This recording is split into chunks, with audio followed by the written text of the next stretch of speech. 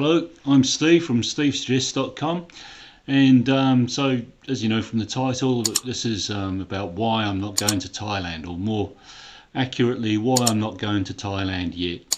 The first and most obvious reason is that for the likes of people like myself, Thailand isn't really open. Yes, there's the STV visa that's available at the moment, but at the time of doing this, the only people to have actually been able to land in Thailand are a few Chinese, and that's been sort of like a well-documented event, or maybe not really an event, because it's had that many false starts. So there's other channels that you can look at on YouTube about that.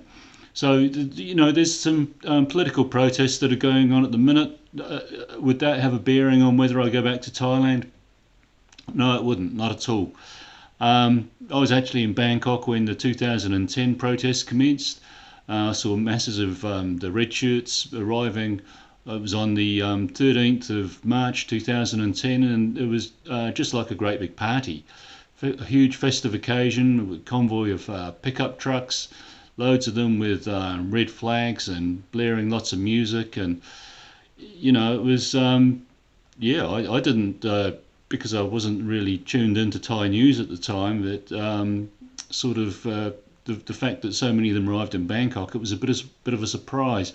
So just briefly on that, I mean, on the 10th of April that year, the demonstrations unfortunately turned violent, and the troops unsuccessfully tried to disperse protesters at Fan Phar Bridge, with I think it was 24 people unfortunately dying there, with one of them being a Japanese reporter and 5 of them were soldiers.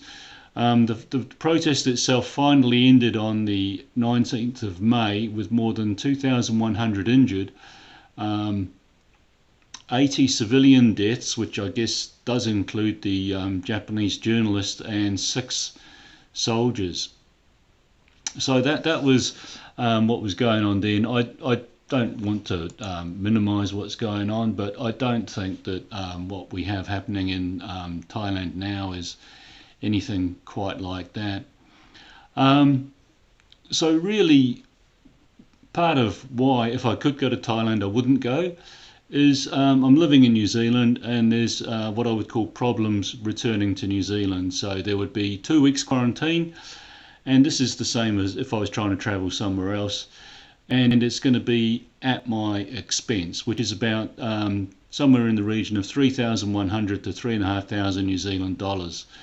I don't have any faith in the current government changing that, even if the rest of the world has stopped its citizens or residents needing to quarantine when they return to that country.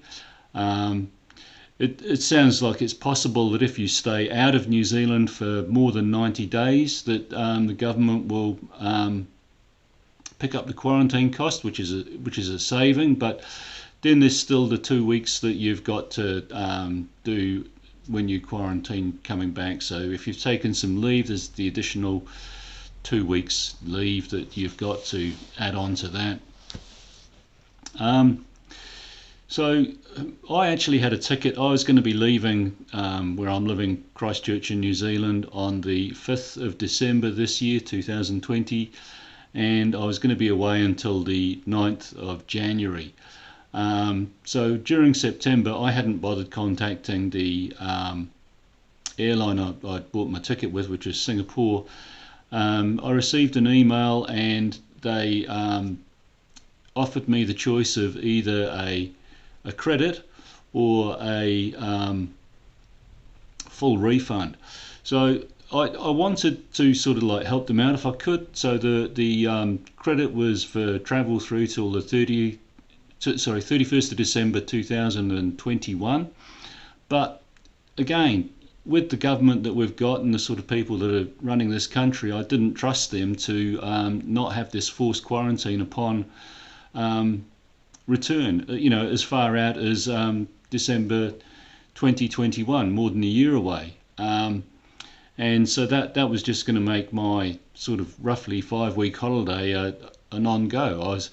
either going to have just 3 weeks away in quarantine and pay 3,100 for it, or three and a half, depending who you listen to here. And so again, that was the end of my holiday. So sadly for Singapore Airlines, I opted to take the refund. I know here there's been a lot of publicity. Air New Zealand, they don't want people taking refunds if it's all possible, and all the rest of that. And but Singapore have acted brilliantly. I told them on the 26th of September that I wanted to have a refund. After I'd submitted my request, I got a confirmation saying that it's going to take between 4 and 6 weeks more for my refund to be credited back to the what they called the original mode of payment, my credit card. Then on the 27th, the day after, I received a summary of what they refunded, or were going to refund. And anyway, it was a real surprise to me when I looked at my credit card statement a few weeks later and saw that they actually credited to my account on the 29th of September, and it was processed by my bank on the 30th of September, that refund. So it was nothing like 4 to 6 weeks at all. So the only positive that's come out of this is that I was already of the opinion that Singapore Airlines was a good carrier, and I feel even better towards them now. So there it is. That's just briefly why I won't be going to Thailand in the near future, and probably not a big surprise for a lot of you because we're all in the same situation, unfortunately. But anyway, if you do come to any way of finding out that we can go, just post a comment or something like that. Also, feel free to subscribe and like the video. So that'll do it for me, and thank you very much for watching. Bye.